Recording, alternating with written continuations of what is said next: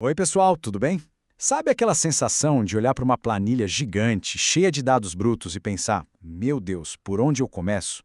Pois é, hoje a gente vai fazer exatamente essa jornada juntos. Vamos pegar essa bagunça inicial e transformar ela numa mensagem, numa história clara e com impacto. E para começar, olha só que frase genial do Hadley Wickham. É uma brincadeira com o começo do livro Ana Karenina. E ela resume tudo, né? Dados arrumadinhos são todos parecidos. Mas os dados bagunçados, cada um tem a sua própria bagunça, o seu próprio caos.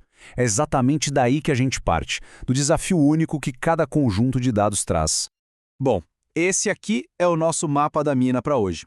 A gente começa no caos, passa pela organização, depois usa modelos para achar padrões, entende o que eles descobriram e o que ficou de fora, e por fim a gente aprende a comunicar tudo isso. Vamos lá? Então, vamos direto para o primeiro ponto, o começo caótico. A real é que quase nenhum dado que a gente pega por aí foi pensado para análise, sabe? Ele é organizado para ser fácil de preencher, de digitar, e não para a gente conseguir analisar. E é aí que começam os nossos problemas. Olha só esse exemplo, é um clássico da bagunça. Tá vendo que 1999 e 2000 são nomes de coluna? Então, eles não deveriam ser. Eles são valores de uma variável que a gente poderia chamar de ano. Desse jeito, tentar fazer qualquer conta ou um gráfico ao longo do tempo vira um pesadelo. Agora, aqui a gente tem um problema inverso. Uma única observação, tipo todos os dados do Afeganistão para 1999, está espalhada em duas linhas diferentes. Uma linha mostra os casos, a outra a população. Isso também quebra toda a lógica da análise. É outra dor de cabeça. Beleza, a gente já viu a bagunça, e agora? Como é que a gente arruma isso? A resposta é uma ideia, uma filosofia, na verdade, muito poderosa chamada Tidy Data. Basicamente, é um jeito padrão de organizar os dados para acabar com essa confusão toda. E as regras são super simples, são só 3. Regra número 1, cada variável tem que ter a sua própria coluna. 2, cada observação, tipo cada coisa que a gente está medindo, tem que ter a sua própria linha.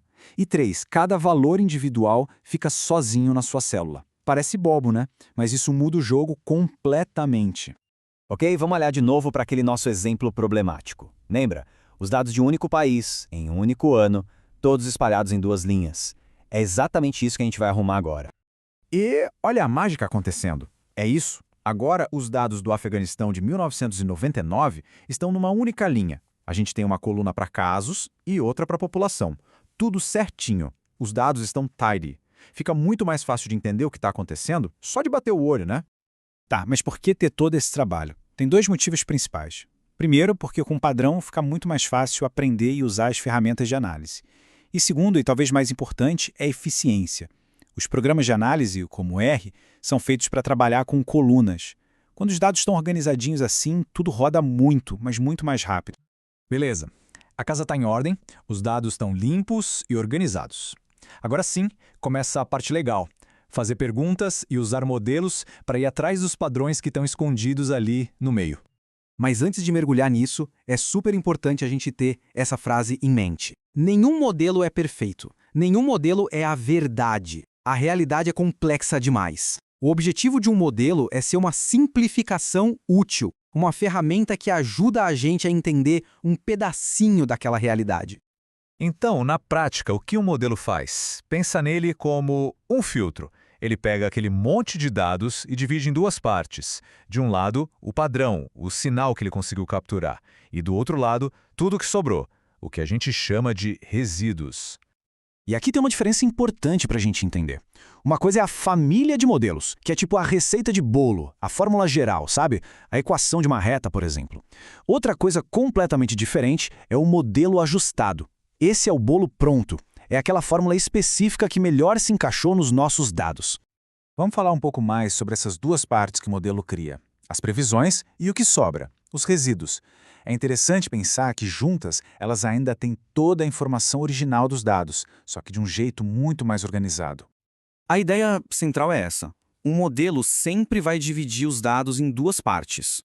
E essas partes são, primeiro, as previsões, que é basicamente o padrão que o modelo conseguiu enxergar, e segundo, os resíduos, que é o que sobrou. É a diferença entre o que o modelo previu e o que realmente aconteceu. É nos resíduos que mora o mistério, tudo aquilo que o nosso primeiro modelo não conseguiu explicar.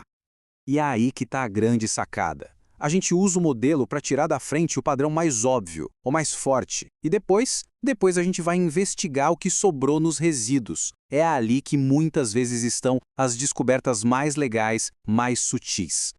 Bom, e com isso a gente chega na última etapa. E olha, talvez seja a mais importante de todas. Porque não adianta nada fazer uma análise genial se ninguém entendeu o que foi descoberto, certo? É fundamental ter isso na cabeça.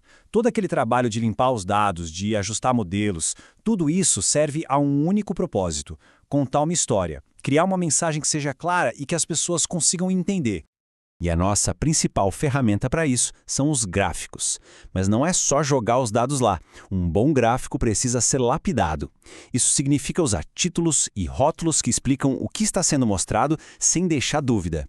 Significa adicionar anotações para chamar atenção para o que é mais importante, ajustar as escalas dos eixos para deixar o padrão mais visível e, claro, pensar bem onde a legenda vai ficar para ela ajudar e não atrapalhar. É um trabalho de design, de comunicação. E com isso, a gente fecha o ciclo. Saímos da bagunça e chegamos em uma mensagem clara. Fica a reflexão, então. Que histórias incríveis será que estão escondidas nos dados por aí, só esperando que alguém aplique a estrutura certa para que elas possam ser contadas?